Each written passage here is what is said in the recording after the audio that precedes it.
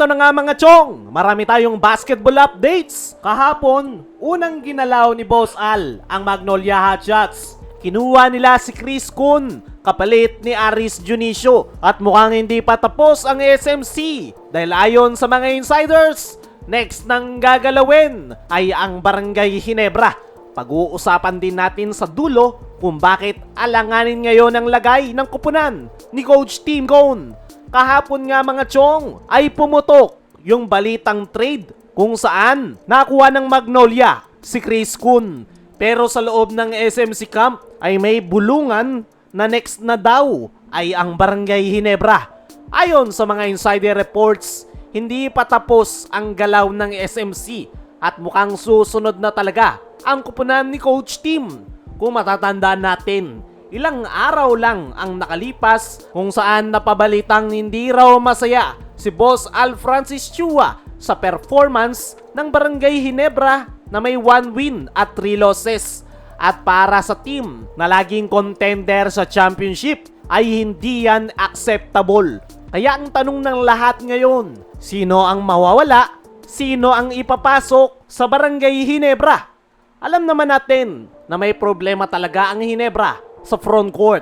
Walang consistent na katulong si Japet Aguilar sa ilalim.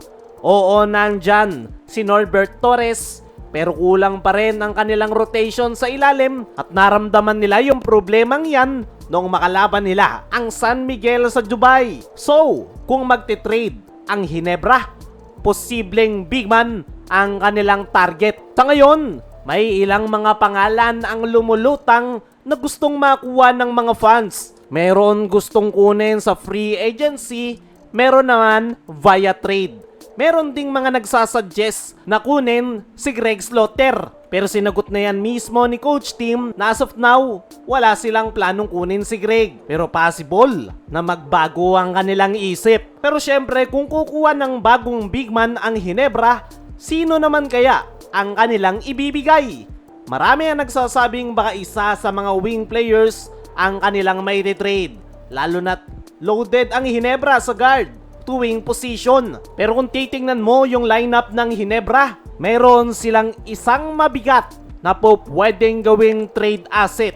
Yan ay walang iba kundi ang playing rights ni Jamie Malonzo. Matapos nga niyang iwan sa area ang Ginebra para sa Japan, ay mukhang hindi nga nagustuhan ng SMC management yung naging desisyon na yan ni Jamie.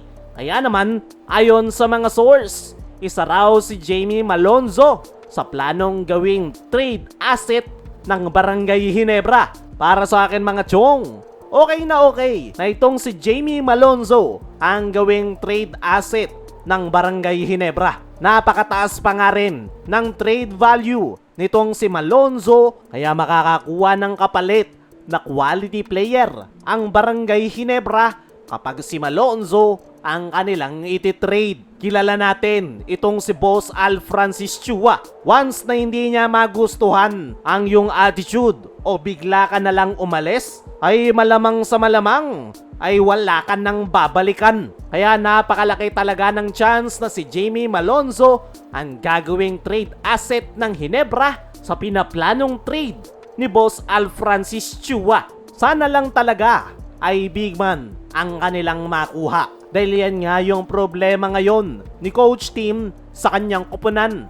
At once na makakuha sila ng solid big man, ay mas lalaki yung kanilang pagkakataon na muling makuha ang kampyonato. Ngayon, pag-uusapan naman natin ang sitwasyon ng Ginebra sa kanilang team standings. Meron silang 1 win at 3 losses. Maaga pa para mag-conclude, pero delikado na ang kanilang sitwasyon. Top 4 teams ang makakakuha ng twice to beat advantage. At hindi nga gugustuhin ng Barangay Ginebra na hindi makapasok dyan. Dahil once na maharap sila sa twice to win disadvantage, ay alanganin ang kanilang lagay. As of now, meron pa namang pag-asa ang Ginebra na makapasok sa top 4. Pero hindi magiging madali. Kakailanganin nilang maipanalo ang kanilang lahat ng natitirang laro ngayong All-Filipino Conference. Once nga na may panalo ng Ginebra ang lahat ng kanilang mga remaining games,